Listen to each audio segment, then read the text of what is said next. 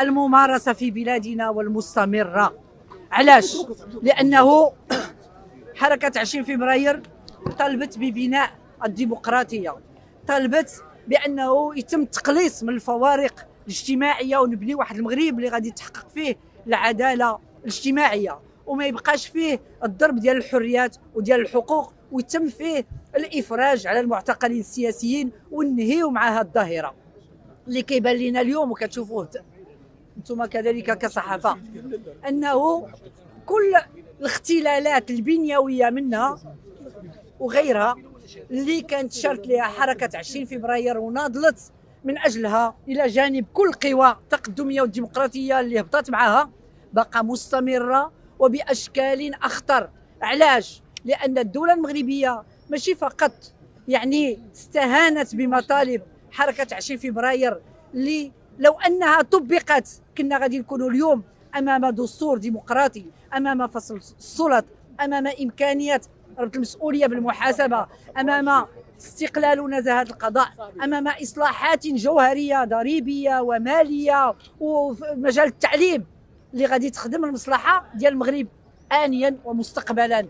حنا ما جرات حتى حاجة من هذا الشيء. الدستور اللي تم التمرير ديالو في 2011 مع كل الأسف ما جاب حتى شي حاجة من المطالب اللي طالبوا بها المغاربه، وحتى ديك الديباجه اللي كانت بانت للبعض بانها ايجابيه ما كاينش تطبيق هذاك الشيء غير للالهاء وللتمويه. كما ان اليوم كيتم تقديم ديالنا هذه الحكومه المحكومه كيقولوا لنا راهي جايبه المشروع ديال الدوله الاجتماعيه والحمايه الاجتماعيه للجميع في الوقت التي تسارع فيه الزمن من اجل خوصصه الصحه والتعليم.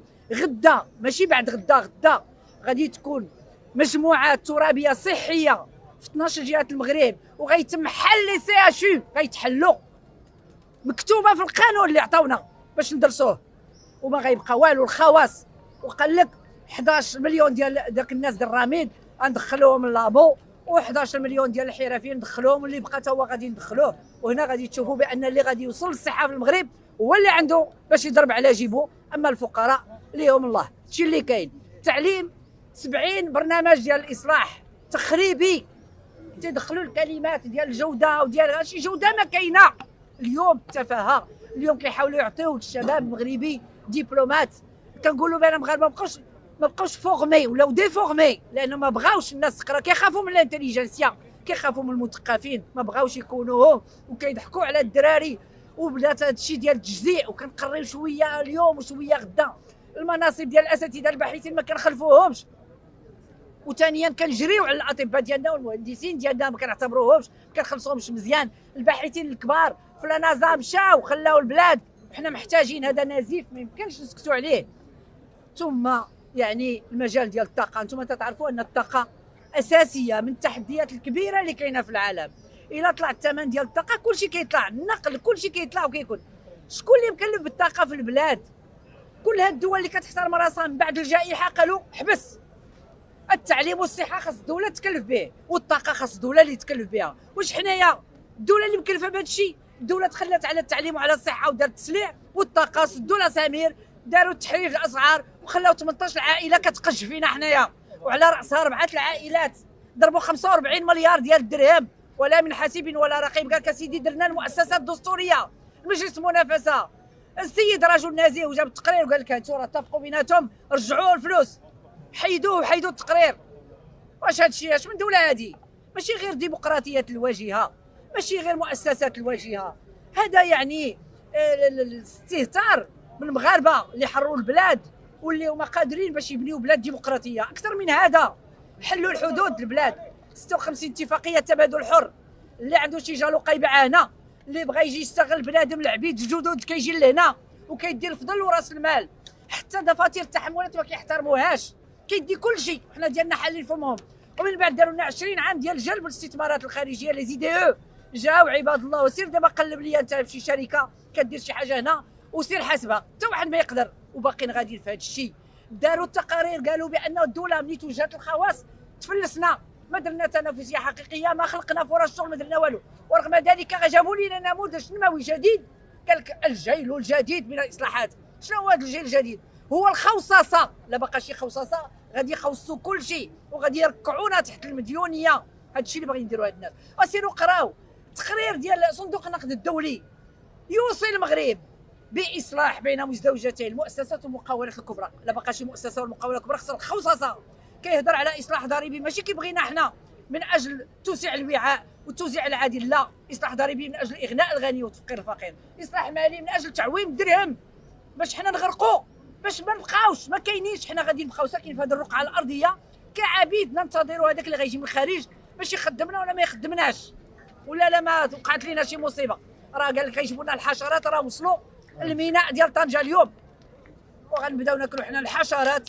هاد البلاد اللي فيها اراضي فلاحيه وكان فيها الماء نهبوا هاد الناس، ويمكن لينا حنا نديروا الامن الاستراتيجي ديالنا، نحافظوا على الماء ديالنا ونتجوا الخضروات والفواكه واللحوم اللي خاصنا حنا. ما خاصناش نجيبوا البقر من على برا، كاين راه رؤوس الاغنام موجوده وما كيطنزوا علينا، وحنايا كنتلقفوا داك الطنز ديالهم بداك الناطق الرسمي الخواع.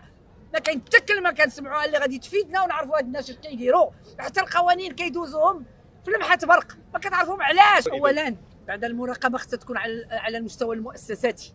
اليوم في اكبر اغناك دارت للشعب المغربي انه انتخابات ديال 8 شتنبر 2021 داروا انتخابات كلها في نهار واحد، وطلعوا ثلاثه الاحزاب على المستوى المحلي الجهوي البرلمان الحكومه. وسير دي انت يا راقب ولا دبر راسك، هذاك الشيء كله كيدار للانهاء.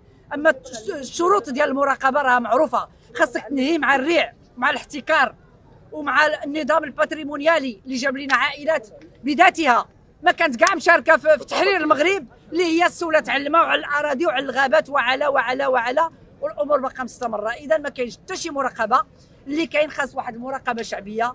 اليوم كيبان الشعب المغربي راه فايق، راه خصنا نتنظموا، راه خصنا نديروا واحد الجبهه شعبيه للنضال من اجل بناء الديمقراطيه، من اجل بناء العداله الاجتماعيه، من اجل اننا نحافظوا باش يكون القضاء ما يخضعش لبعض التعليمات ويكون مستقل، باش نحافظوا على خيراتنا وباش نقولوا ما بغيناش توصيات ديال دول علينا كيف ما بغات تكون. حتى واحد ما يتحكم فينا لا باسم الصحراء ولا باسم الصحراء، حنا غادي نهزوا السلاح ونمشيو حنا نحرروها. حتى واحد ما غيعاوننا لا في استكمال الوحده الترابيه ولا كل شيء كيجي هنا لمصالحه.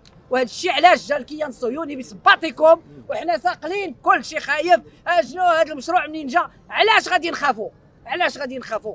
حنا خصنا ندافعوا على بلادنا، وحنا ضد الحركه الصهيونيه الاستعماريه اللي كتقتل الدراري والدماء ديالها بالتخاطه للراس. اش بغينا بهم؟ هما غيوريونا شنو غادي نديروا. هذا الشيء كتخافوا منه حتى نتوما الصحابه كنتوش تهضروا على هذا الشيء.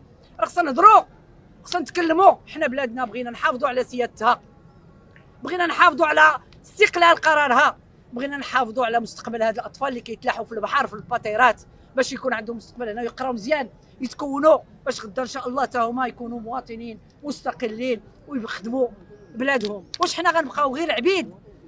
واش اليوم باغيين يدفعونا الحرب مع الجزائر وحنا غادي نخضعوا لهذا الشيء والمعيور السبان ديال الدول المتخلفه؟ لا، حنا خصنا نفكروا في بناء المغرب الكبير، خصنا نفكروا في ربط علاقات مع العالم، تكون علاقات اللي هي مزيانه وقويه باش نحافظوا حتى حنا على مصالحنا وباش نساهموا في بناء عالم عادل، عالم اللي فيه الاخوه الانسانيه وفيه الكرامه.